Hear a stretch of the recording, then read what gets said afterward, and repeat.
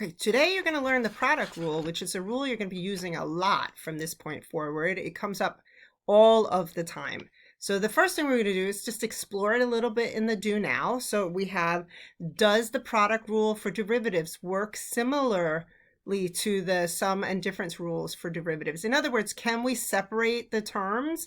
And the best way to just do that is just to explore and see if we come up with a true statement. It's like the theory is d dx of x times d dx of x. Like that, I'm separating the two terms, just taking the derivative of each of the x's. And that's going to give me the derivative of x is just 1. And so is the other one. So that's 1. So the theory is that the answer should just be 1.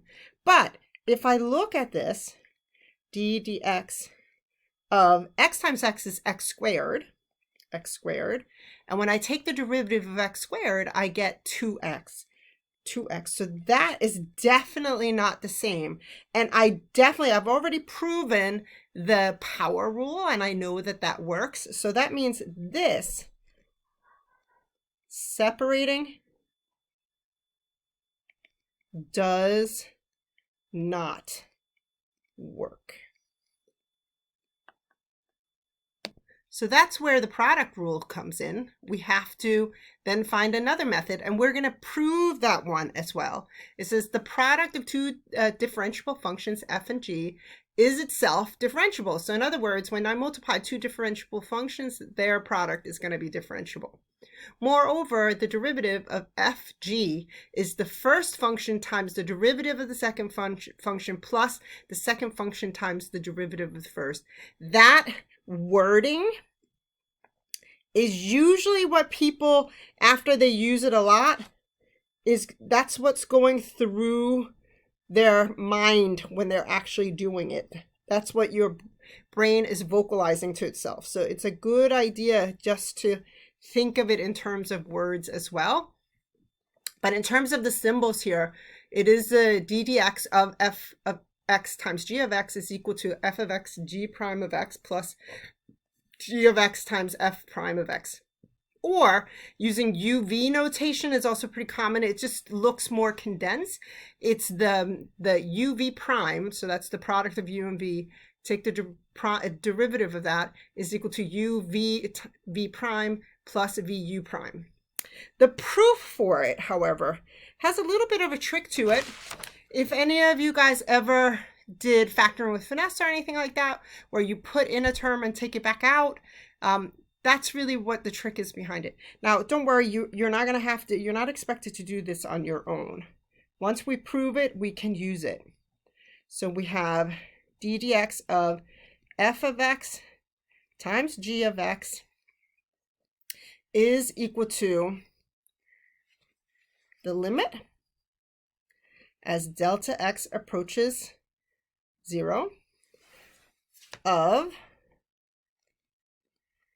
f of x plus delta x times g of x plus delta x minus f of x times g of x over delta x. So that's just using the definition of a derivative. Now the next step to this is where the trick comes in a little bit, because that is going to be equal to the limit of delta x approaching 0. Ooh, and I have to make a really long line here. Long.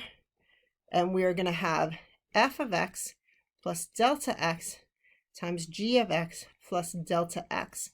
And then I'm going to add and subtract, or really subtract and then add back in a term that isn't there originally, because that term is going to help me. I know by factoring I can get some of the things that I need to end with. So it helps for me to know where I want to end. So I'm going to put in an f of x plus delta x times g of x. Now, if I group those two terms there together, I could factor out an f of x plus delta x, and it's going to leave a g of x plus delta x minus g of x, which gives me the beginnings of the definition of g prime of x. So that's why I'm choosing that particular term to add in, or subtract really. But if I put in a term, I also have to take it out. So because it's a minus here, I'm going to have to add the same term back in. So essentially undoing exactly what I just did, but it's going to work to my benefit here because I'm going to do a little bit of grouping then. G of x over delta x. So what I'm going to do is I'm going to group the first two terms in the numerator together. I pick green here. Actually, I'll highlight. I'm going to group these two together in yellow and these two here in green. So those are my two groupings. I'm going to go ahead and look at the first term we were doing in red here, the limit as delta x approaches 0. And the first two terms I can take out an f of x plus delta x. Both of them have that. Okay, so let's do that. So f of x plus delta x, and then I am left with g of x plus delta x minus g of x when I factor that out. And the second piece here plus the second grouping in green, I can factor out a g of x. So g of x, I'm left with an f of x plus a delta x minus f of x. All of that over delta x. Now we still, just to connect to what we had before, we still have the two groupings. It's just looking at slightly different.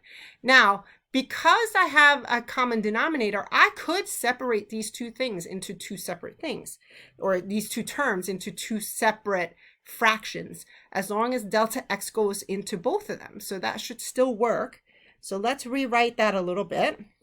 So we are going to have the limit of delta x approaching 0 of f of x plus delta x times g of x plus delta x minus g of x over delta x. And by property of limits, I can then write a separate limit, because that's a sum of two limits. They can be separated. G of x, f of x plus delta x minus f of x over delta x. Still in terms of the grouping, we have this grouping here, and we have this grouping right here. So right now, that's what we're looking at. Those go together. And interestingly enough, now I can look at rewriting it.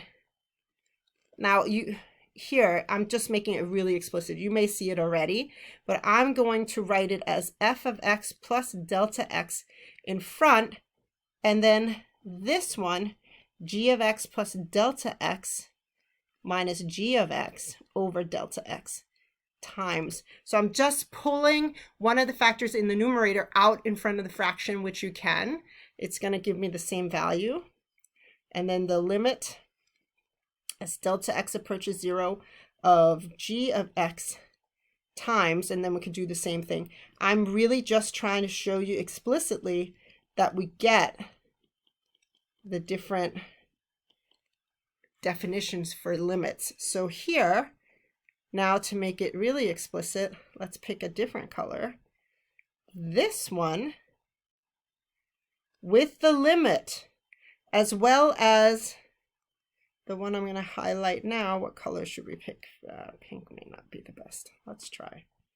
And this one right here, those two are the definitions, because we're doing the limit as delta x approaches 0, are the definitions of derivatives. One for g of x, the derivative of g of x, and the other one in pink is for f of x.